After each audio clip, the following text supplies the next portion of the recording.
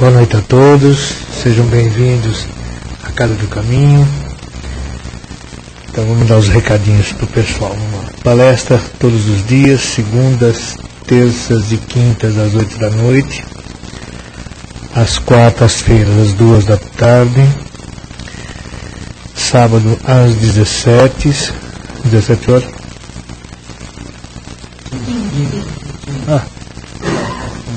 Não, mas 17? 15 horas.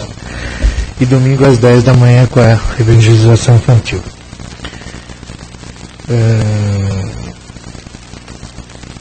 Pessoal que precisar de atendimento, chegar uma meia horinha, 40 minutos antes das palestras, para conversar com os atendentes. Tá? Também temos trabalhos às sextas-feiras, que são atendimento a dependentes químicos, um grupo de apoio a dependentes químicos e familiares. Tá? Trabalho social da casa, todo segundo sábado de cada mês, distribuição de cestas básicas, tá? E todo sábado a distribuição dos lanches, né? Às 18 horas. Tá? Quem quiser ajudar, quem puder, ajuda, seja bem-vindo. Vai ser muito gratificante. Então vamos lá, pessoal, vamos sentando confortavelmente em nossos lugares, vamos deixando nossos afazeres, nossos problemas, o nosso trabalho, vamos deixando lá de fora, vamos voltando nosso pensamento, nosso coração para dentro da sala. Vamos abrindo a nossa mente para os ensinamentos de hoje e agradecendo ao nosso mestre, aos nossos amigos do plano espiritual. Vamos nos confraternizando com eles, sentindo esse abraço carinhoso, receptivo. E vamos agradecer a oportunidade do aprendizado de hoje. Que assim seja. Graças a Deus. Vamos aproveitar para receber o nosso querido amigo Gessé, nosso irmão, que vai falar sobre a reencarnação e educação, do livro Um Desafio Chamado Família, de Joamar Nazaré. Seja bem-vindo, Gessé.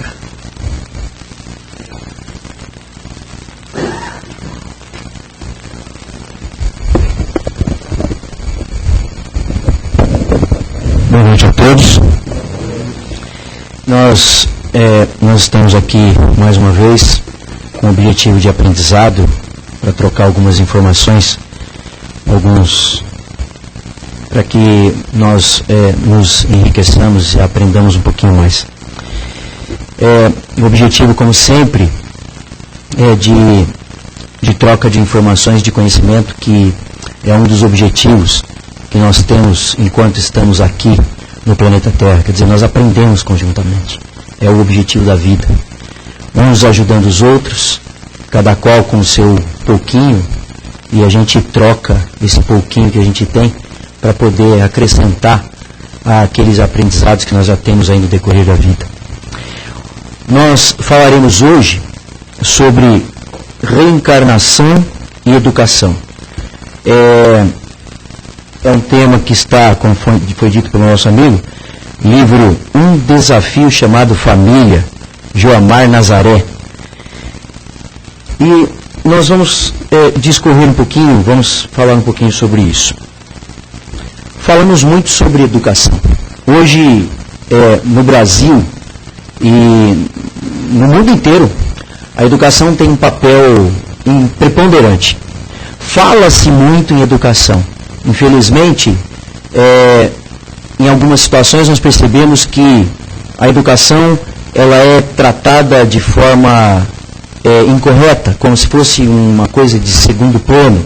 Embora se falemos muito que ela é importante, na prática mesmo nós percebemos que ela é relegada a segundo plano se comparada a outras questões humanas. No Brasil, até por conta das questões econômicas, muito se fala em educação hoje. Brasil, sexta maior economia do mundo, precisamos melhorar a educação. E aí a gente confunde educação com instrução. Há uma diferença básica entre educação e instrução. Instrução é algo circunscrito a questões mais objetivas, a questões mais específicas, a questões, digamos, entre aspas, menores. Por exemplo, alguém pode ser instruído acerca do ato de dirigir um veículo. Isso é instrução. Alguém pode ser instruído como é que se anda adequadamente numa passarela, né? Isso é instrução. Alguém pode ser instruído a como aprender determinados macetes para prestar um vestibular. Isso é instrução. Educação não. Educação é algo mais amplo. É algo que está relacionado à própria atividade humana, ser humano. Como é que nós aprendemos a conviver uns com os outros? Como é que nós aprendemos a ser livres? Como é que nós aprendemos a lidar com determinadas situações de vida? Isso está relacionado com educação. Portanto, educação e instrução é absolutamente diferente.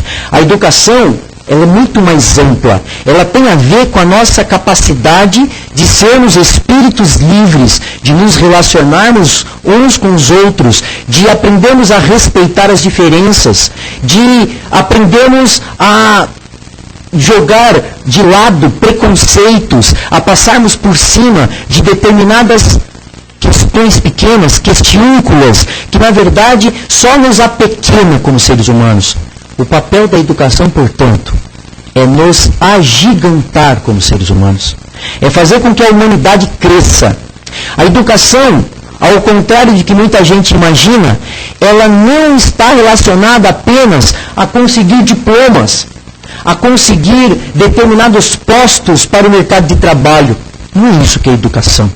Educação é muito mais do que isso. Educação, ela é inerente ao próprio processo evolutivo de nós enquanto seres humanos.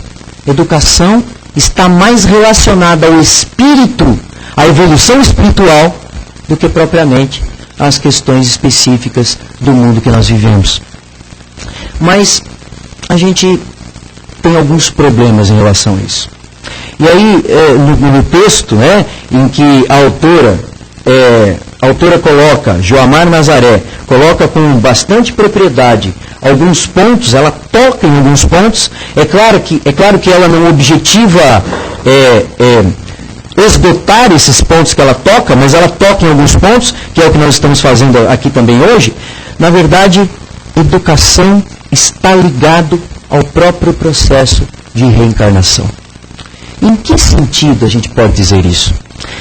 Nós temos alguns problemas que nos colocam em perplexidade. A humanidade hoje está passando por dificuldades. O planeta Terra hoje tem cada vez mais habitantes. Nós temos que enfrentar determinadas questões que são questões que muitas vezes nos deixam muito angustiados, porque a gente não consegue respostas. Pelo menos não respostas que sejam exatas, objetivas, imediatas. Elas são construídas. Elas vão sendo gradativamente construídas, mas nós não temos muitas respostas. Na verdade, permanecem mais as dúvidas do que as respostas. Os seres humanos enfrentam cada vez mais problemas. E nós sabemos, nós que estamos aqui hoje, até por conta do pouquinho que nós já aprendemos, nós sabemos que a vida terrestre ela é muito mais do que esses 50, 60, 70, 80 anos que nós vivemos aqui. Então, para entender a educação no sentido mais amplo, no que ela tem a ver com o espírito, no que ela tem a ver com as vidas sucessivas, nós podemos usá-la para compreender até por que a gente vive. Qual é a finalidade da existência? O que nós estamos fazendo aqui? O processo evolutivo, e aí a educação nesse contexto, o processo evolutivo é apenas esses 60, 70, 80 anos. O que são os nossos filhos? Por que nós temos tantos problemas nos núcleos familiares? Por que os problemas dos núcleos familiares acabam extrapolando para o conjunto da sociedade? E aí a gente pergunta, dúvida, e a gente não consegue, muitas vezes, obter determinadas respostas. principalmente porque nós ficamos angustiados de acordo com as coisas que nós vemos aí, tentando comparar com os ensinamentos que nós temos sobre o processo evolutivo. Os filhos. E aí a gente entra mais especificamente no tema dessa noite. E aí eu começo mais amplo, depois eu tento afunilar. Os filhos. Quando nós nascemos com um projeto de vida. Nós já quando nós vimos do plano espiritual para cá, nós espíritos, que somos imortais, que somos pré-existentes a essa vida que nós vivemos, nós já reencarnamos com determinados projetos. Nós temos determinadas metas. Nós muitas vezes nos afastamos dessas metas. Quando a gente diz que está desnorteado, significa que nós já não conseguimos compreender direito qual é a finalidade da vida. Nós saímos daquela meta que nós próprios traçamos. Quando estávamos lá no plano espiritual, tendo acesso às memórias integrais, todos nós temos uma memória integral, além daquela memória específica, que é a memória do útero até os presentes dias. A nossa memória integral, quando nós temos acesso a ela lá no plano espiritual, desencarnados, portanto, nós olhamos para a nossa vida e para a vida das pessoas que trilharam conosco os caminhos que a gente vem trilhando já há milhares de anos, muitas vezes. E aí a gente percebe onde é que foi que a gente errou. A gente olha para a nossa própria vida, como se olhássemos do alto de um monte, e a gente olha lá para baixo e fala, puxa vida, aquele caminho que eu fiz, eu desviei. A minha meta não era aquela, eu desviei o caminho. E porque desviei o caminho, eu preciso achar formas de me reajustar. Muitas vezes a gente acha que esse reajustamento é uma espécie de penalidade que o plano espiritual colocou para a gente. Quando a gente olha lá do alto, tendo acesso às memórias integrais, nós percebemos que aquele reajustamento a que a vida nos impeliu, muitas vezes, com dor, às vezes, com lágrimas, com angústia, era necessário. Era absolutamente necessário. Era necessário aquele reajustamento para que você achasse de volta o seu caminho. Você que antes estava desnorteado, a palavra desnorteado vem da ideia de norte, você perdeu o norte, por isso desnorteado. Você saiu do caminho, mas você vai retornar a ele. A vida às vezes nos impele a estabelecer essa correção de rumos. E quando você olha para a sua própria vida, você percebe que você precisa corrigir alguns pontos. Então você traça uma meta. E aí você estabelece aquilo para você mesmo. Você diz, eu vou renascer. Eu vou renascer com aquelas pessoas que muitas vezes cometeram erros junto comigo. Eu vou renascer também, muitas vezes, com aquelas pessoas que são nossos companheiros de outros tempos. Por vezes, espíritos mais experientes do que nós. Espíritos bons, abnegados, ligados a nós de alguma maneira. Famílias, laços espirituais. Essas pessoas podem renascer conosco. Elas são as pessoas abnegadas, que nos corrigem, que nos orientam, que nos dão uma palavra de ânimo, que nos colocam em determinadas situações diante de nós mesmos. Mas também renascemos nos núcleos familiares, muitas vezes, com aquelas pessoas com as quais cometemos erros, com aquelas pessoas que criamos laços, muitas vezes não muito adequados. Nós cometemos erros juntamente com aquelas pessoas, nós prejudicamos, nós levamos, induzimos determinadas pessoas a erro. E às vezes você tem que corrigir o caminho. Na verdade, todas as vezes, nós temos que corrigir alguns rumos. Não estamos sozinhos. Nessa situação nós não estamos sozinhos. É por isso que os núcleos familiares, eles atraem pessoas que têm pensamentos afins. Atraem pessoas que são semelhantes. Os semelhantes se atraem. Então, é por isso que em alguns núcleos familiares, nós às vezes vemos pessoas que têm determinados comportamentos, para o bem ou para o mal, que são semelhantes. Também, muitas vezes, vemos naquele próprio núcleo familiar, pessoas que destoam do conjunto. São pessoas que Às vezes é um núcleo familiar um pouco mais voltado para questões de incorreção, mas tem ali 1, 2, 3 pessoas que não comungam com aquele todo, e são pessoas que estão ali para ajudar, para orientar, ligadas àquele núcleo familiar. Nós, quando estabelecemos essas metas para a nossa própria vida, nós renascemos tentando cumpri-las. Só que, o que acontece conosco? Nós reencarnamos e aí mergulhamos de novo nesse espectro, às vezes, de sombras. O planeta Terra é um planeta de expiação e provas.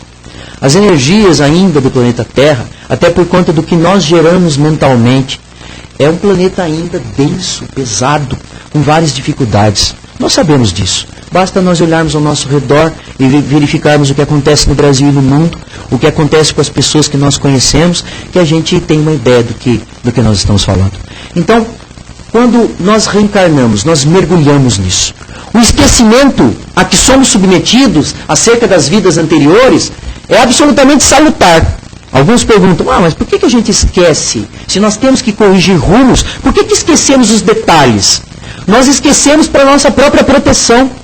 Se nós lembrássemos de todos os erros que cometemos no passado, a tortura sobre o nosso espírito seria tão grande que por vezes muitos de nós não suportariam. Então, o plano espiritual, na sua infinita bondade, permite que nós esqueçamos os detalhes do nosso passado e que tenhamos em mente aquela meta que nós colocamos para nós mesmos. As pessoas que vão nos ajudar, ou as pessoas que estão ali conosco para corrigir determinadas situações, elas vão reencarnar junto conosco, mais ou menos no mesmo tempo. Um pouquinho antes, alguns, um pouquinho depois, outros, pais, filhos, avós, primos, irmãos, cunhados, pessoas que de alguma maneira se colocam no mesmo caminho para resolver determinadas questões. E aí a gente mergulha. Quando a gente mergulha, esse esquecimento, que é uma dádiva, é uma coisa boa, também nos coloca sujeitos a influências do mundo. E aí o que acontece? Nós somos bombardeados o tempo inteiro com uma série de imagens e ideias que nem sempre nos colocam no caminho do bem. Ilusões são construídas. Nós construímos muitas ilusões. Essas ilusões nos desviam do caminho. A juventude, ela é bombardeada constantemente por mensagens muitas vezes com aparência bonita, mas que na verdade são muito nocivas. Ilusões de riqueza, ilusões de ganhar dinheiro fácil, ilusões de dominar outros, ilusões de fama, ilusões que vão nos afastando daquele objetivo que a gente traçou para a nossa própria vida.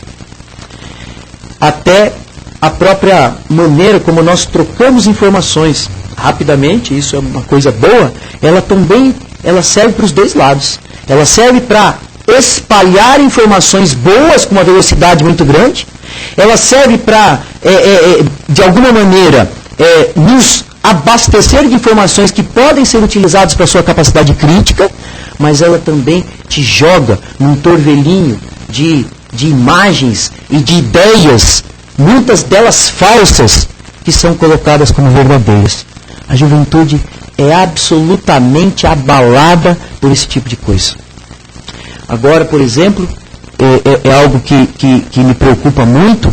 Nós temos uma espécie aqui no Brasil, agora, nós temos uma espécie de glamorização do crime. Vocês percebem o que está acontecendo? Existe uma glamorização do crime. Os meninos, nada de 14, 15 até 20 anos de idade, eles passam por um processo pesado de mergulho nessas ilusões. É como se ser do crime, entre aspas, fosse uma coisa boa. É uma coisa boa. Você percebe até pelo tipo de coisa que é produzida. Sem nenhum preconceito, você percebe claramente, na própria maneira, a maneira de se vestir, a maneira de falar, a maneira de se relacionar com outras pessoas. Há alguns tipos de comportamento baseado na violência é tido como algo positivo em determinadas comunidades. E isso, claro que eu não estou generalizando, há pessoas e pessoas, mas é preocupante o bombardeio que se faz na cabeça da juventude sobre esse tipo de coisa. Alguns jovens mergulham nesse processo. Começam a acreditar que é bonito agir de determinadas formas. Começam a acreditar que é possível resolver a sua vida através de atos de violência. Começam a achar que é coisa, entre aspas, de trouxa, ser solidário, ser carinhoso, respeitar os mais velhos, respeitar as pessoas. Isso é ser trouxa, entre aspas.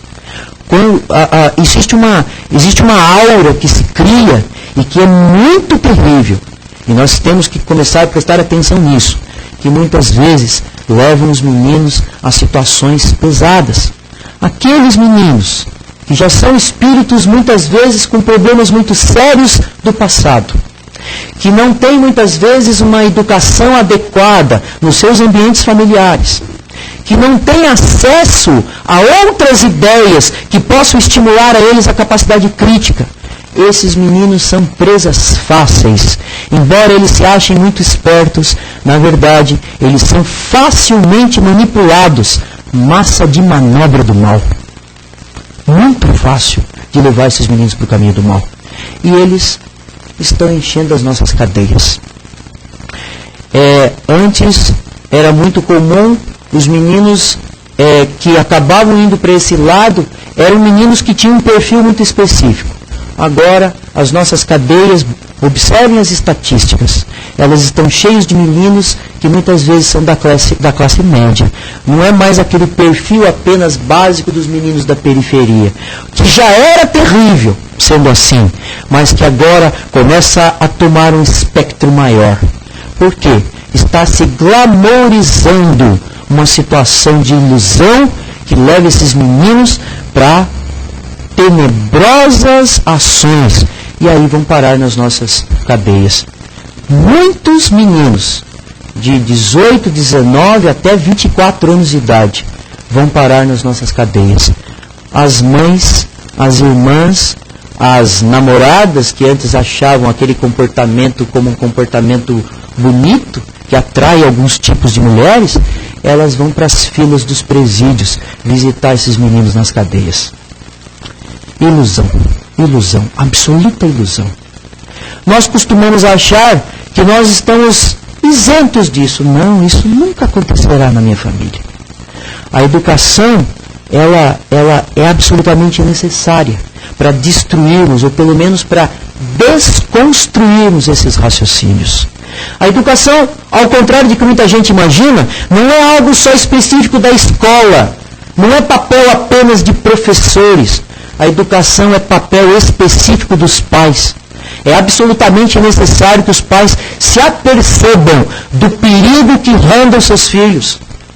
Normalmente, colocamos coisas do tipo: não, meu filho não. Meu filho é bom menino. Meu filho tem bom coração. Meu filho nunca se envolveria com isso. Tem certeza? Seu filho é um espírito em formação. Seu filho está sujeito aos mesmos problemas que o filho de outras mães. Seu filho está sujeito ao mesmo bombardeio de ilusões que outros filhos de outras mães estão sujeitos. Portanto, não dá para ser invigilante. Temos que prestar atenção no que acontece com eles. Temos que prestar atenção. Ao primeiro sinal de vinculação com qualquer tipo de caminho, eu estou citando um exemplo, mas tem outros caminhos também igualmente perigosos. A qualquer sinal de vinculação com qualquer caminho de perigo, nós temos o dever como pais, espíritos supostamente mais experientes, de agirmos com amor, sim, com amor, mas também muitas vezes com firmeza. Os pais têm medo de agir com firmeza. Eles acham que, e muitos jovens também comungam da mesma ideia, falar em moral é algo ultrapassado. Falar em moral é algo que não tem nada a ver com a sociedade moderna. Ah, não, isso é um moralismo barato. O que é barato são essas frases feitas, essas ideias básicas, que são clichês mentais, que grudam na cabeça das pessoas e que levam as pessoas muitas vezes para comportamentos estranhos. Isso sim é uma coisa ultrapassada. Nós devemos nos precaver de determinados comportamentos. A sociedade moderna, ela está produzindo determinados perigos que vão nos espreitar mais adiante. Esses perigos, eles vão muitas vezes adiante, eles vão nos achar. Então, quando nós falamos em reencarnação, nós falamos dessa formação moral. Essa formação moral que é espiritual, que é nossa, de cada um de nós. Que é também dos nossos meninos. Quando o menino nasce, nós olhamos para ele, para ela, né? E olhamos e dizemos, que lindo, que maravilhoso, né? Que ser perfeito. Nossa, que anjinho de candura e inocência. Nós nos esquecemos que os espíritos, eles são anteriores àquele nascimento. Não são anjinhos de candura e inocentes, nem também são o contrário. São espíritos que precisam de nós. Tem até um livro do Hermínio Miranda, que é um autor espírita que eu gosto muito, que eu acho que muitos aqui conhecem, e ele escreveu um livro exatamente sobre isso. Pediram a ele para escrever um livro que fosse feito para jovens e crianças. E aí ele teria dito, mas, nossa, eu vou escrever livro para crianças? Eu nunca pensei em escrever um livro para crianças e jovens. Como que eu escreveria sobre isso? E aí ele lembrou exatamente isso, que as crianças e os jovens, na verdade, são espíritos, muitas vezes experientes, com milhares de anos de bagagem. Portanto, aquela imagem que nós vemos na criança, quando ela nasce, quando ela tem a chance de reencarnar, é uma imagem necessária para que crie em nós ternura, compaixão, vontade de cuidar, a fragilidade da criança. Mas nós não podemos nos esquecer que são espíritos, muitas vezes melhores do que nós. Muitas vezes espíritos que nasceram com missões específicas e que naquele momento precisam do nosso cuidado, do nosso carinho, precisam da nossa proteção. Mas também, muitas vezes, são espíritos com problemas sérios, que precisam do nosso amor, sim, do nosso carinho, do nosso desvelo, da nossa vontade de que eles permaneçam no caminho correto. Também precisam da nossa firmeza, da nossa orientação. Precisam da disciplina. Precisam. É necessário. Todos nós precisamos de disciplina. É uma palavra que as pessoas também não gostam muito. É igual moral. Moral, fala de moral, o pessoal fala que é ultrapassado. Fala de disciplina, o pessoal não gosta. Né? Nós passamos aqui no Brasil por um período difícil, né? Que foi o período da ditadura militar, e aí tinha aquela coisa da disciplina rígida, né? E aí isso causou alguns problemas para o Brasil, para o processo de democratização do país e tal. Mas hoje nós abrimos caminhos, né? Somos livres, mas a liberdade, ela precisa de responsabilidade. Os meninos não sabem disso ainda. A liberdade, ela não é total, ninguém é livre absolutamente. Não existe liberdade absoluta. Nós somos livres para fazermos as nossas escolhas. Mas as nossas escolhas, elas repercutem em nós. E repercutem na nossa vida e na vida das pessoas que estão ao nosso redor. Portanto, falar em disciplina para muita gente é um palavrão. A disciplina, nossa, que palavra pesada, não é? Disciplina é necessário para nós mesmos. Nós precisamos de disciplina na nossa vida. Aliás, a melhor disciplina é a autodisciplina, aquela em que nós nos colocamos com força de vontade diante de um objetivo e caminhamos para ele. E qual é o objetivo maior da vida? O objetivo maior da vida é nós seguirmos rumo àquilo que nós traçamos quando estávamos no plano espiritual e chegarmos ao final da nossa carreira, ao final da nossa jornada e poder dizer assim: combati o bom combate, acabei a carreira, guardei a fé. E aí a gente parte para o plano espiritual, porque nós não devemos temer a morte, né? A morte não existe, nós sabemos disso. A gente parte para o plano espiritual com a consciência tranquila de quem trilhou o caminho do bem, o caminho da paz, o caminho da solidariedade, né? Então, é isso que se coloca. Joana de Ângeles, eu só vou finalizar. Joana de Ângeles, ela fala exatamente isso. Tem um texto dela chamado O Lar e a Família. Está no livro, quem gosta, né? Eu gosto muito dos livros da Joana de Ângeles. Um espírito abnegado, um espírito que enfrentou diversas situações ao longo da história e manteve a firmeza. É um espírito amoroso, mas disciplinador. Você percebe pelos textos, né? Ela é meio bravo, sabe? Coloca às vezes algumas coisas assim, que você fala assim, nossa, isso é difícil, né? Mas nós temos que enfrentar. É necessário. A disciplina que se impõe, primeiramente deve ser imposta a nós próprios. Autodisciplina, exemplo. Aliás, os nossos filhos, eles prestam mais atenção nos nossos exemplos do que nas nossas palavras. Né? Tem aquele pai, aquela mãe que não é de falar muito, mas eles têm exemplo. E quando eles falam, o filho sabe que é aquilo. A mãe, ela se coloca, porque ela tem exemplo, ela faz aquilo. E o filho presta atenção nisso. Ele pode até ratear, como diz, né? Ratear, ele pode bater boca um pouquinho, mas ele sozinho ele vai pensar e falar, não, minha mãe tem razão, né? Às vezes é meio rebeldezinho e tal, rateia um pouquinho com a mãe ou com o pai, né?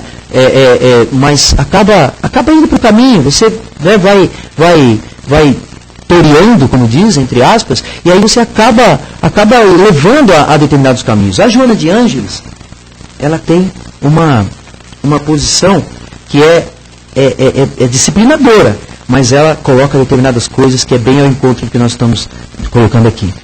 Perante a prole, fitando o anjo corporificado nas carnes do filhinho que dorme, detens-te junto ao berço de alegrias, dominado por compreensível júbilo, meditando quanto ao futuro risonho e abençoado que almejas para ele. Todos nós, pais, queremos para os nossos filhos um futuro risonho e abençoado. Não te ocorre a ideia de que o rebento das tuas células é também filho de Deus, em vilegiatura evolutiva, seguindo hoje ao teu lado, sob a direção da tua experiência. Ele tem a tua célula, ele tem o teu gene, mas acima de tudo, ele é um espírito livre.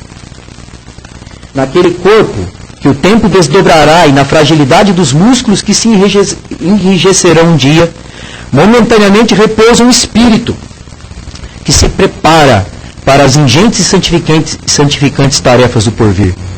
Possivelmente, não pensarás que essa concessão divina, nós sermos pais, é concessão divina. O filho não é tua propriedade. Embora você queira muito, ele não vai seguir muitas vezes o caminho que você almeja para ele. Ele é livre. A nossa responsabilidade é ensiná-lo a ser livre com responsabilidade. Ensiná-lo a caminhar na direção do bem. Ensinar a lição da humildade. Ensinar. Nós temos responsabilidade sobre eles, mas não somos donos da vida deles. Possivelmente não pensarás que essa concessão divina poderá um dia armar-se de revolta e agredir-te a velhice cansada, investindo ao impacto de inomináveis ingratidões e rebeldias contra as tuas fracas forças de então. Parece-te impossível, pois, que ele é tão pequenino, tão formoso, tão meigo. Os amigos afirmam que o filho parece contigo, tendo a meiguice da mãe e o nobre caráter do pai, apesar de ser tão pequenino. E tem razão, por enquanto. Dás-lhe o legado do corpo, empresta-lhes alguns sinais fisionômicos e poderás plasmar nele alguns dos teus caracteres morais. Ele, porém, te solicita desde já, mais do que o deslumbramento com ele e o carinho, ele necessita de ti, muito mais do que pensas. Os pais não são construtores da vida. A vida é construída por Deus. O que nós doamos aos nossos filhos é o nosso carinho, o nosso desvelo, o nosso amor e um pouquinho das nossas células para formar o corpinho deles. Mas nós não somos construtores da vida. Porém, somos médiuns da vida, plasmando-a sob a divina diretriz do Senhor, tornando-se instrumentos da oportunidade para que os que sucumbiram, os que caíram nas lutas ou se perderam nos caminhos da evolução, algumas vezes se transformem em veículos para os embaixadores da verdade descerem ao mundo em agonia demorada. Os filhos, portanto, são concessões de Deus para nós. Nós temos responsabilidade com eles. A reencarnação, ela é lição absolutamente importante. A educação é parte do processo evolutivo. Não é só instrução para encher paredes de diploma. Educação é muito mais do que isso. Educação tem a ver com a própria vida. É isso, gente. Muito obrigado, viu, pela atenção.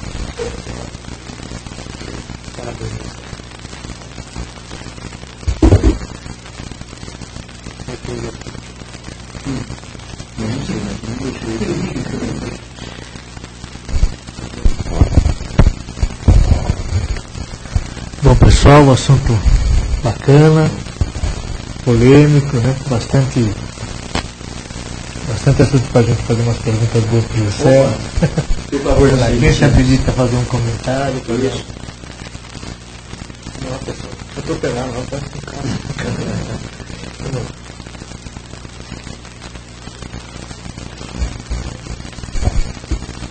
Oi, boa noite. É verdade. Pois é.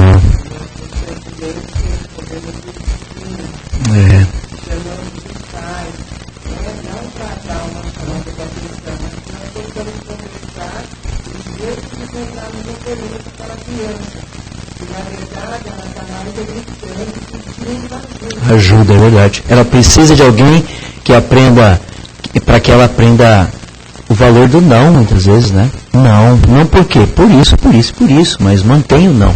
É uma dificuldade que nós temos hoje, né? A educação é um dos grandes problemas hoje, não só do Brasil, em vários lugares, né? A senhora deve saber disso melhor que eu. Mas assim, a gente tem responsabilidade, né? Os professores com seu papel. E aí o que acontece com os professores, né? Aí fala professores, educadores, né? Por quê? Porque muitas vezes os pais, claro que não dá para generalizar, pais, mas muitos pais abdicam da sua tarefa de educar os filhos. Eles acham que a escola é depósito de criança, né? Então, vai lá, professora se vira. Aliás, não aguento mais essa criança em casa, manda ela para a escola. Então, assim, e isso é um problema sério, isso gera problemas muito sérios. Não só em relação, a gente fica preocupado com, hoje eu estava ouvindo que no rádio, vindo para cá, estava ouvindo saiu os resultados do índice, né, do IDEB, né, que é um índice que mede os resultados educacionais do Brasil.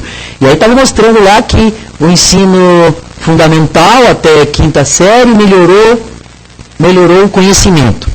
E aí está dizendo que piorou o nível médio. O nível médio está numa situação terrível no Brasil. E aí a gente fala, como eu coloquei no início da palestra, nós temos problemas sérios com a questão econômica do Brasil. Porque nós não formamos mão de obra adequada, a nossa mão de obra, se comparada com a mão de obra de outros países, é uma mão de obra com vários problemas de formação mesmo, e a gente tem que lidar com isso. Mas o tema aqui é mais amplo do que isso. Porque nós estamos falando só de instrução, não do conhecimento escolar, é conhecimento que ultrapassa isso, é conhecimento para a vida, que ultrapassa inclusive as fronteiras delimitadoras de tempo aí de uma vida de 50, 60, 80 anos. É a vida. O papel dos pais não é só educar para o menino ter um diploma. Tem vários pais aí que se preocupam muito com o diploma que os filhos terão. Investem tubos de dinheiro para a formação. Mas como muitas vezes os pais falam em formação, pensando em formação profissional apenas. E a formação humana? E a formação desses meninos enquanto seres humanos? E a formação desses meninos como gente que respeita, gente que tem uma atitude de carinho, gente que é capaz, por exemplo, de ouvir e não apenas de falar, gente que sabe se colocar, é livre, quer respeitar os seus direitos, mas também sabe respeitar as coisas dos outros. Quer dizer, nós precisamos cada vez mais disso. E temos dificuldade, é o que a senhora colocou. Muitas vezes os pais se furtam a essa tarefa. Eles não querem saber. Muitas mães, eu já vi mãe falar assim, eu nunca entendi muito direito isso, mas não posso ver esse menino. Eu Eu não posso com esse menino. Como assim você não pode com esse menino? Não é seu filho? Quer dizer, eu não posso com esse menino. Os pais às vezes, muitas vezes nem vai, né? Quando aparece, às vezes é a mãe. Mas eu já vi situações muito difíceis em que as mães, muitas vezes, passam a cabeça nas mãos dos seus filhos em qualquer situação. Qualquer situação, o filho tem razão. Isso é um problema sério, seríssimo. O pai, muitas vezes, eu não sei, acho que desculpe se eu estiver falando alguma coisa, alguém me corrija aí, mas eu não sei, o masculino, o lado masculino é mais racional, né?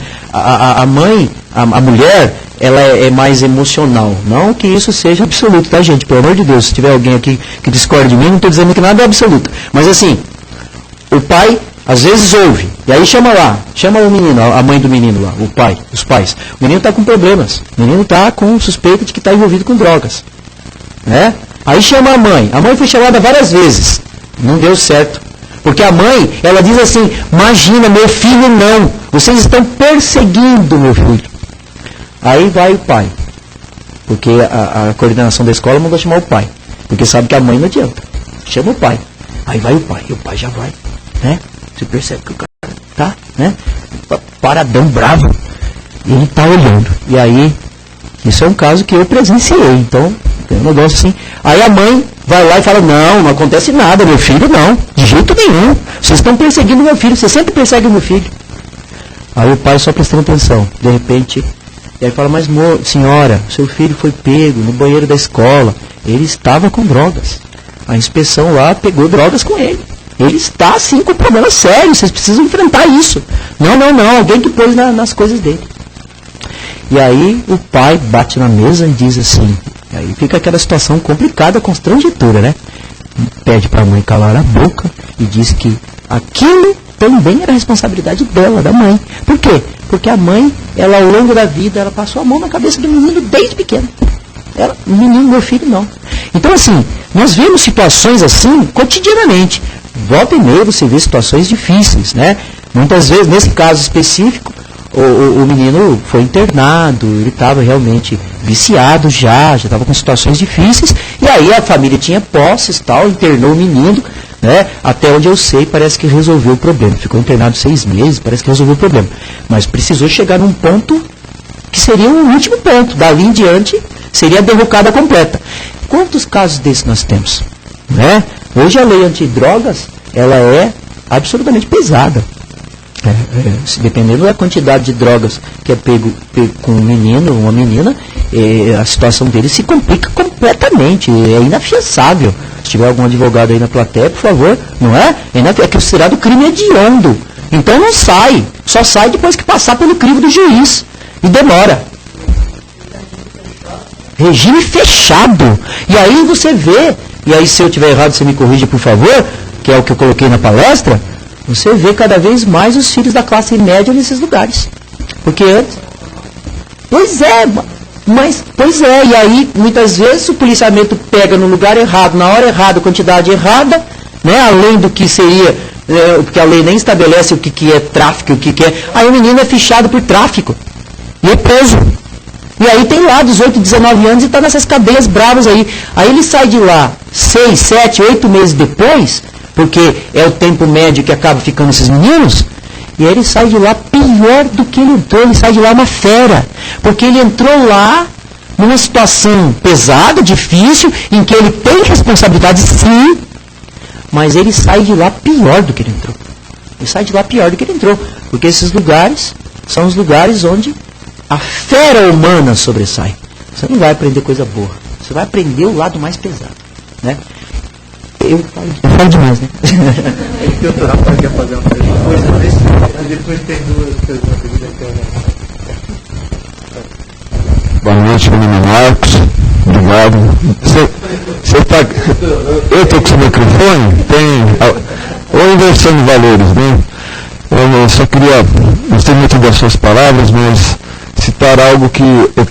Eu também trabalho na área de educação. Então, desde a lei do Gerson, né, quer dizer, então os valores que nós temos hoje, a mídia que joga para nós o quê? Consuma. ser honesto, respeitar, ser uma pessoa do bem, então, é um babaca, ele é rejeitado pela sala de aula, é um trouxa. Na novela ele também vê o cara que faz o mal, está ganhando. Então, a tecnologia da informação está jogando maciçamente a informação para a sociedade. A nossa classe política faz uma massa de manobra como eles querem, então uma sociedade burra, estúpida, drogada, então fácil de ser manipulada. E é muito complicado lidar com essa conjugação, né? Tecnologia e o tripé, né? O pai e a mãe, eles já se casam alienados. Eles mal sabem o que esperar um do outro. E aí quando vem o filho, esse filho manipula o pai ou a mãe para ter do pai ou ter... Então é uma salada, viu? Obrigado, um abraço. Mais alguma? Vou fazer uma pergunta de nossos amigos da internet. Fábio da Silva. Se existem muitas vidas para viver e se educar, por que então fazer tudo nessa? Podemos deixar para próximos sacrifícios e apenas aproveitar essa para gozar a vida? Pois é, não, muito bom, como é Fábio? Ô Fábio, gostei da pergunta, né? É pergunta pertinente e ela tem muito a ver com o que nós presenciamos hoje, né? Sobre o que foi colocado aqui pelo nosso amigo agora há pouco, sobre essa coisa, né? Carpe diem, né? Gozemos a vida. Gozemos a vida, né? Na verdade, essa filosofia é uma filosofia absolutamente materialista, né? Comamos e bebamos que amanhã morreremos. E aí, alguns advogam a ideia de que, não, existe a reencarnação, vidas sucessivas. Bom, então, né, raciocínio lógico que parece lógico, mas na verdade não é. O que acontece? Nós temos um objetivo na vida. Nós não vivemos simplesmente por viver. Nós não renascemos apenas para gozar a vida. Nós renascemos com alguns objetivos. Embora possa ser muito mais atrativo a gente achar que a gente renasce para gozar a vida, na verdade nós renascemos com alguns objetivos que nós próprios traçamos. Objetivos nossos, não é objetivo imposto, não. Nós traçamos aqueles objetivos. E aí a gente tem que resolver alguns problemas. Só que o que acontece? Em vez de nós resolvermos aqueles problemas, a gente empurra os problemas para depois, para a próxima vida, e ainda arrumamos mais alguns problemas. Então nós corremos o risco de terminar esta vida, não só não resolvendo os problemas que nós já trouxemos, mas complicando cada vez mais. E na verdade, nós nos relacionamos o tempo inteiro. Não há como gozar a vida, entre aspas, sem muitas vezes nos complicarmos. É claro que eu não estou querendo dizer aqui que a nossa vida tem que ser de dor, só coisa difícil, não é isso. Nós podemos ter momentos de lazer, momentos de descanso, mas nós não podemos perder de vista quais são os nossos objetivos. É aquilo que a gente colocou aqui durante a palestra. Não nos desnorteemos. O que acontece aí com a mídia, com a sociedade materialista que nós temos aí, é que assim, se coloca claramente que nada, vamos lá, vamos curtir adoidado, né? Vamos curtir adoidado que eu não sei amanhã. E eu vou curtir enquanto eu sou jovem, porque depois vem a velhice e não posso curtir mais. Que nada, nós devemos ter responsabilidade com os nossos atos, seja na juventude, seja na velhice, né? Porque o que nós semearmos hoje, amanhã nós colheremos. Então, se empurrando para outra vida, na outra vida nós vamos ter mais dificuldades. E aí, vai empurrando indefinidamente? Quando será o momento que nós diremos, não, agora vou arregaçar as mangas e vou trabalhar? Que o momento seja agora, né? Que o momento seja já.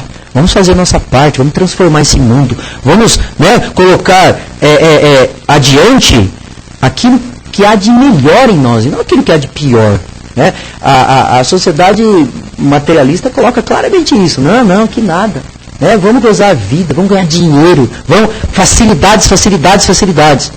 Com essa ilusão de facilidades, nós criamos cada vez mais complicações. Essa que é a verdade.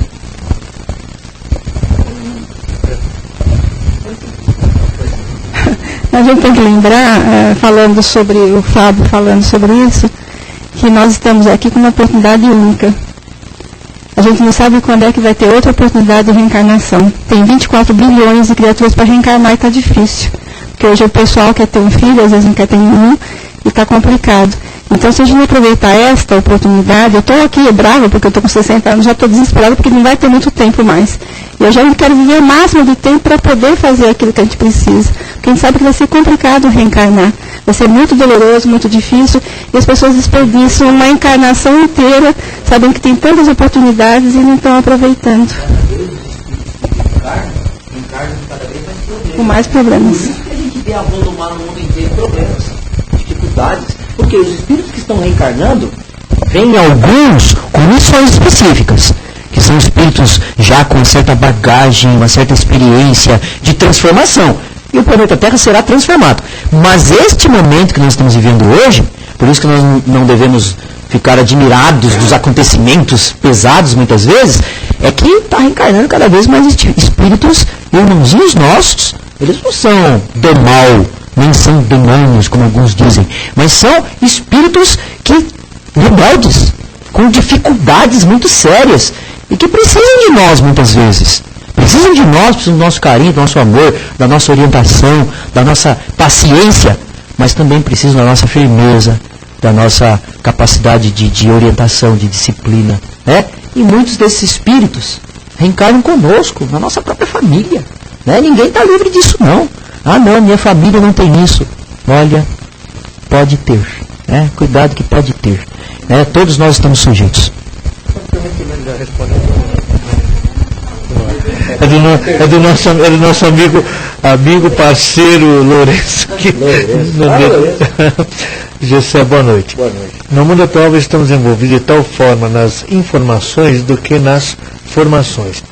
Principalmente os jovens conhecem cada vez mais o mundo em que estão e desconhecem o mundo que são. As condições de hoje para serem felizes não são aproveitadas na sua maioria, estão insatisfeitos. Talvez essa é a razão de tantos conflitos, fobias, timidez e agressividade. E qual o peso da reencarnação, já que ela embute em parte o conhecimento adquirido? Puxa vida, hein? Nossa, agora mas eu vou falar bem rapidinho. Gente, na verdade a reencarnação tem um peso muito grande. É fato, né, que violência, dificuldades de relacionamento, cada vez mais atos de selvageria que a gente vê em vários lugares, inclusive em sociedades ditas civilizadas, né? A gente vê situações em que a gente fala, meu Deus, mas como, por que agiu assim? A reencarnação tem um peso muito grande, é a oportunidade de refazimento, é a oportunidade que nós temos de reorganizar e de refazer a nossa vida. E olha, muitos de nós, a maioria de nós, pediu essa oportunidade muito a Deus. E Deus, na sua infinita bondade, nos deu essa oportunidade. Por isso é o que a Sandra colocou. Devemos aproveitar ao máximo essa oportunidade e fazer o que há para fazer enquanto estamos no caminho. Não fala lá? Tem uma parte que fala assim, resolva os seus problemas. Resolva os seus problemas com seu irmão enquanto ainda estás com ele no caminho. Porque poderá não haver mais tempo. O tempo urge, o tempo é agora. Né? Muito obrigado, viu, professor? Obrigado, José. E você pode ficar, tá? Já está liberado para atender a gente.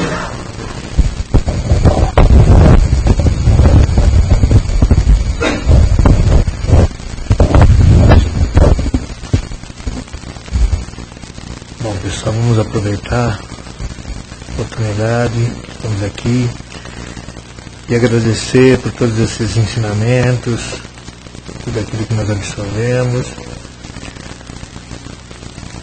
Vamos apresentar essa paz, essa confraternização com nossos amigos do plano espiritual e vamos pedindo para que essa paz, essa luz envolva todos os nossos irmãozinhos mais necessitados, aqueles que pedem por ajuda, e que nossos amigos do plano levem esse amor, esse carinho a todos eles. Assim seja.